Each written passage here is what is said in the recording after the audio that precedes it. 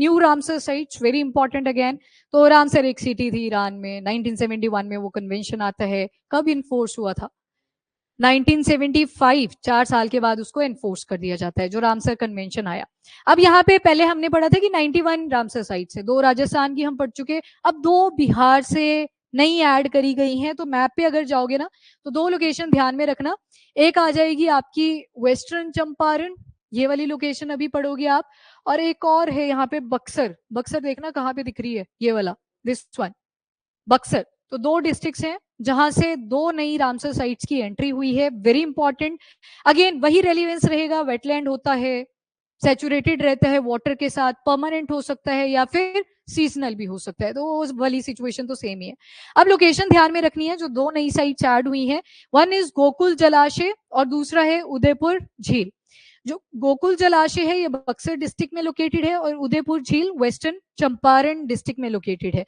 बिहार से अब 5 नई साइट्स ऐड हो चुकी हैं और इंडिया में टोटल 93 बन चुकी हैं। आपने एक छोटा सा काम करना है जो मैंने इस स्लाइड में ऐड नहीं करा है, बाकी की 3 साइट्स भी एक बार चेक कर लेनी है। पर अगर पेपर से पहले और भी रामसर साइट्स ऐड हो जाती हैं तो ये रेलिवेंस नहीं बचेगा, स्टेट के साथ ही क्वेश्चन पूछेगा कि कहाँ कहाँ से रिसेंटली ऐड हुई थी रामसर साइट्स हमारी लिस्ट के अंदर। Next is global Ramsar ranking. अब देखेंगे तो इंडिया की रैंक 3rd पे आ चुकी है और एशियन कॉन्टिनेंट पे देखोगे तो हम टॉपर बन चुके हैं, 1st रैंक पे हैं। वर्ल्ड लेवल पे यूके में first, total 176 Ramsar site. Second आ जाएगा Mexico, total 144 Ramsar site. And third आ जाएगा आपका 93 इंडिया के अंदर, तो टॉप इन एशिया और थर्ड इन ग्लोबल लेवल पे। इंडिया की ग्रोथ देखोगे अगर रामसर साइट्स के केस में, तो लास्ट के जो 20 साल या स्पेसिफिक 5 साल देखोगे उसमें बहुत सारी रामसर साइट्स की एडिशन हुई है। कुछ मिशन भी हमने ऐसे चलाए जिससे शायद वेटलैंड्स की कंजर्वेशन भी हुई, एक आप पढ़ चुके हो। हाँ हाँ, कौन सा था? Amrit Sarovar, very good. तो उसको भी आप यहाँ पे एग्जाम्पलीफाई कर सकते हो, क्योंकि वेटलैंड के आसपास भी पॉन्ड्स अवेलेबल होते हैं, तो आपने कंजर्वेशन एफर्ट्स प्लेस करे। 2012 में देखोगे तो 26 साइट्स हुआ करती थी। 2025 में देखोगे अभी तक तो 93 साइट्स अपने पास रामसर की हो चुकी हैं।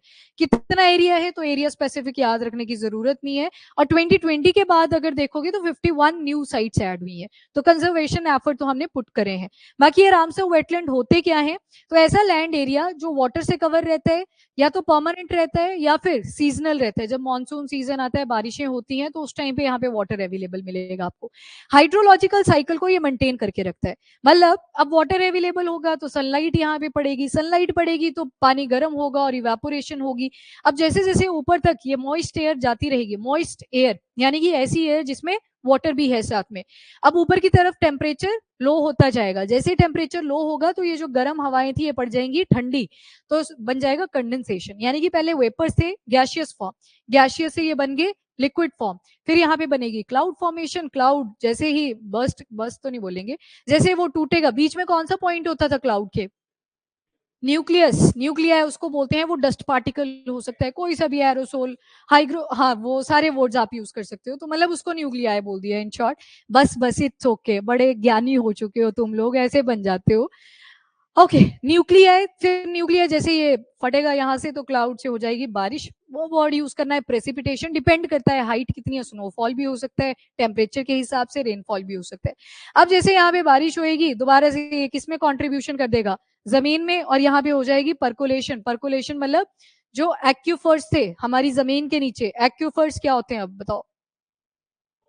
नहीं, अब स्पेसिफिक वर्ड यूज करो, मेरे से एक छूट गया ना, आधा ही बोला मैंने, अब तुम भी स्पेसिफिक। नो, पोर्स नहीं बोलते उनको, वेरी स्पेसिफिक वर्ड बोलो अब। ज्ञानी लोग बताएंगे, जैसे जो हंसे थे। नहीं, बोरवेलिंग वो तो चलो फिर वहां पे पानी इकट्ठा होएगा। एक्यूफोर्स से रिलेटेड टर्म कौन सा मैकेनिज्म था बताओ, पढ़ा है एक बार? नहीं, वो ड्यू पॉइंट तो ऊपर होता है, जमीन के नीचे थोड़ी आएगा। ड्यू पॉइंट तो प्रेसिपिटेशन से रिलेटेड है ना, तो ये तो बिल्कुल ही इनडायरेक्ट हो गया।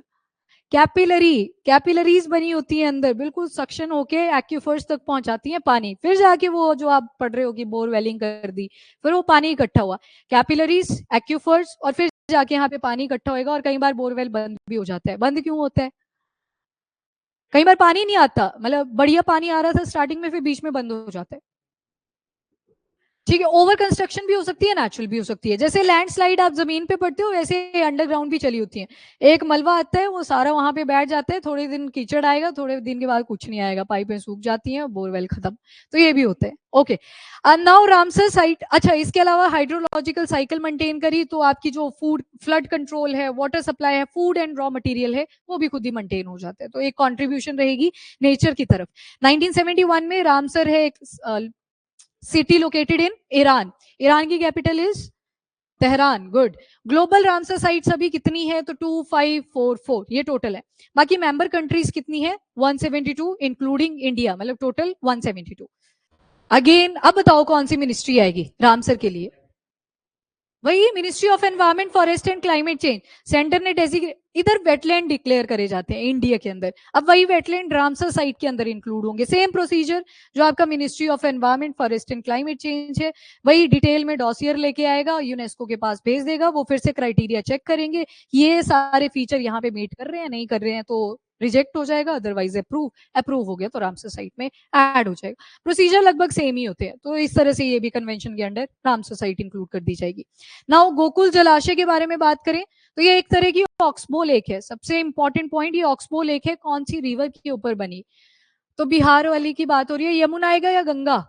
गंगा आएगी, यूपी में वो मर्ज कर जाती है यमुना एंड गंगा। नाउ गोकुल जलाशय के बारे में पढ़ लेते हैं। तो गंगा रिवर जैसे ही यहाँ से फ्लो करेगी वहां पे बनेगी ऑक्सबो लेक।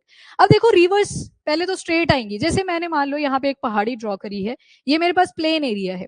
अब रिवर आई किसी ग्लेशियर से मेल्ट होके, पहाड़ी से उसका फ्लो फास्ट होगा, पर जैसे ही प्लेन एरिया में आएंगे तो उसका फ्लो स्लो कर जाएगा, वो फैलना शुरू कर देगी, और जो उसकी डेप्थ होगी वो भी घटनी शुरू हो जाएगी कंपेयर टू जो आपके टेरेन वाले एरियाज थे। अब होता क्या है, थोड़े टाइम के बाद टेरिटरी कुछ ऐसी बन जाएगी, मतलब मियांड्रिंग होनी शुरू हो जाती है आपकी रिवर्स की, जैसे जैसे वो ओशन की तरफ को चलती हैं। मियांड्रिंग बोलते हैं इसको, सांप की तरह आपको रिवर दिखाई देगी। अब अगर आपने ना नाले वगैरह देखे हो कभी लोकल एरियाज में, तो वहां पे भी सेम ऐसी मियांड्रिंग सी ही बनी होती है। और एक पॉइंट ऐसा होता है जहां पे पानी का प्रेशर ज्यादा लग रहा होता है, यहाँ से स्लो आएगी ना, पर यहाँ पे मोड आया, अब एक मोड आएगा तो यहाँ पे प्रेशर पानी का ज्यादा इंक्रीज कर जाएगा, फ्लो रेट ज्यादा होगा।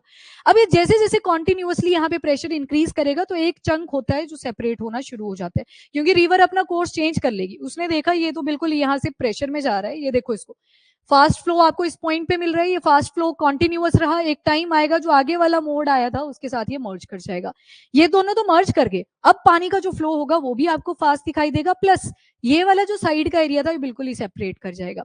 पहले सीधी थी, मियांड्रिंग हुई, मियांड्रिंग मतलब ऐसे स्नेक जैसी इसकी लेयरिंग बनेगी। अब जहां जहां पे प्रेशर पॉइंट पड़ेगा, जहां पे फ्लो ज्यादा होगा, वहां से वो टूटना शुरू करेगी, क्योंकि आगे कैसा था रेट स्लो। अब ये जैसे जैसे टूटना शुरू करेगा तो स्लो वाला पार्ट बिल्कुल ही साइड हो जाता है, और इसी लेक को आप क्या बोलते हो? Oxbow lake. मतलब वो साइड हो चुकी है, जो मेन स्ट्रीम रिवर की हुआ करती थी उसको बोलते हैं ऑक्सबो लेक। सवाल बन सकता है गोकुल जलाशय भी कैसा है नेचर में? Oxbow lake. कौन सी रिवर पे बना है? तो आंसर इज गंगा रिवर। और बाकी यहाँ पे मार्शेस आपको मिलेंगे। कौन सी गैस मार्शलैंड पे आपको मिलती है? Methane gas. आप पढ़ते हो ना ग्लोबल वार्मिंग में number 1 contributor is no carbon dioxide. ये पंजाब के पेपर में पूछा गया है साइंस एंड टेक वाले पार्ट से कि कौन कौन सी कॉन्ट्रीब्यूशन ज्यादा रहती है। हाँ हाँ, उसी में तो पहली तो कार्बन डाइऑक्साइड ही रहती है सबसे ज्यादा। चलो वो टॉपिक इज डिफरेंट। दूसरे पे आपकी आती है मीथेन, फिर आपके नाइट्रस कंपाउंड्स चलते हैं आगे की तरफ जैसे जैसे आप चलोगे। उसके बाद एग्रीकल्चर एरिया भी आपको मिलेगा। हो सकता है थोड़े टाइम के लिए सूखा पड़ जाए एरिया, पर ये जो ऑक्सबो लेक है, गोकुल जलाशय है, बक्सर एरिया में वाटर प्रोवाइड कर देती है। तो क्या हुआ, जो सूखा पड़ना था जिससे जमीन खराब हो सकती, सॉरी क्रॉप खराब हो सकती थी, उसके लिए वाटर अवेलेबल हो जाता है। इसके अलावा जो फ्लडिंग इवेंट्स हैं वो भी देखने को मिलते हैं, क्योंकि अब बारिशें भी होंगी, बारिश होगी तो पानी का बहाव ज्यादा होगा, वाटर लेवल इंक्रीज करेगा, फ्लड रिलेटेड इवेंट्स भी आपको इस गोकुल जलाशय के आसपास देखने को मिलते हैं। फिर इसको रामसर साइट में इंक्लूड क्यों करा? क्योंकि यहाँ पे माइग्रेटरी स्पीशी आती हैं, कुछ इंपॉर्टेंट एंडेमिक प्लांट्स हैं, एनिमल्स हैं, जिसकी वजह से इसको रामसर साइट का डिजिग्नेशन दे दिया गया। बाकी जो लोकल कम्युनिटीज हैं यहाँ की, एक तो फिशिंग, दूसरा फार्मिंग, तीसरा इरिगेशन, इसके लिए भी डिपेंडेंट है गोकुल जलाशय के ऊपर। तो इन सारे रीजंस की वजह से ये लिख दिया है ऊपर। हैबिटेट, ब्रीडिंग हैबिटेट बनता है, वो तो मेजर ग्राउंड रहेगा जहां पे माइग्रेटरी स्पीशी आएंगी, ब्रीडिंग तो होगी ही, तो that is the common point. And monsoon season आता है तो फ्लड इवेंट्स देखने को मिलते हैं, जब ड्राई सीजन पड़ता है तो वाटर अवेलेबल हो जाता है for the local communities. Then next जो आपकी झील आती है दैट इज उदयपुर झील। बिहार के वेस्टर्न चंपारण में, अगर मैं बिहार का मैप कुछ इस तरह से ड्रॉ करूं तो यहाँ पे वेस्टर्न चंपारण आएगा या यहाँ पे था? कितने बोलते हैं ऊपर वाले पार्ट पे? ठीक है, कितने बोलते हैं नीचे वाले पार्ट पे? नीचे आपने बक्सर देखा था और नाम से भी पता लग रहा है वेस्टर्न चंपारण, तो वेस्टर्न की साइड पे ईस्टर्न चंपारण भी हो सकते हैं, तो ईस्टर्न चंपारण वाला रीजन भी है, तो ये डायरेक्शन के बेसिस पे नाम पड़े हुए हैं। एंड यहाँ पे एक वाइल्ड लाइफ सेंचुरी भी लोकेटेड है, उदयपुर वाइल्ड लाइफ सेंचुरी। अब ये नेशनल पार्क कैसे डिजिग्नेट होता है, वाइल्ड लाइफ सेंचुरी कैसे डिजिग्नेट होती है, अभी तक कोई आया नहीं न्यूज में आर्टिकल, जिस दिन आएगा उसको भी हम कर लेंगे, वाइल्ड लाइफ प्रोटेक्शन एक्ट से रिलेटेड रहेगा, अभी के लिए नहीं। देन वेस्टर्न चंपारण बिहार में लोकेटेड है, ये भी क्या है, ऑक्सबो लेक, जैसे आपका गोकुल जलाशय है वैसे ही ये, तो यूनिकनेस आ गई आपके रामसर साइट्स में, ये ऑक्सबो लेक से सवाल बन सकता है। 92nd और 93rd रैंक पे, सेम है, गंगा रिवर का ही फ्लो चल रहा है। देन उसके बाद 280 प्लांट की स्पीशी आपको मिल जाएंगी स्वेटलैंड के आसपास, जैसे देखो ये कुछ हर्ब्स हैं, मेडिसिनल प्लांट्स है, इसका सिर्फ साइंटिफिक नेम ही प्रोवाइड करा है, लोकल नेम नहीं दिया था उस पे। तो ये पेरिनियल हर्ब है, यानी कि थ्रू आउट ये वहां पे रहेगी, पेरिनियल मतलब परमानेंट नेचर की है। और बॉटनी के अंदर आप देखोगे तो पेरिनियल वर्ड हम उन स्पीशी के लिए यूज कर लेते हैं जिनका time span on an average 2 साल का तो रहता ही है, तो परमानेंट वर्ड यूज कर लेते हैं, क्योंकि 12 महीने के हिसाब से वो टाइम पीरियड शो करा गया होता है। देन एंडेमिक है टू दिस प्लेस, ये एंडेमिक है इंडिया के लिए भी और इस प्लेस पे भी आपको मिलेगी। इसके अलावा माइग्रेटरी बर्ड स्पीशी यहाँ पे भी आपको मिलती है, जैसे ये जो डक की एक फॉर्म है उसको भी देख लो, वल्नरेबल है।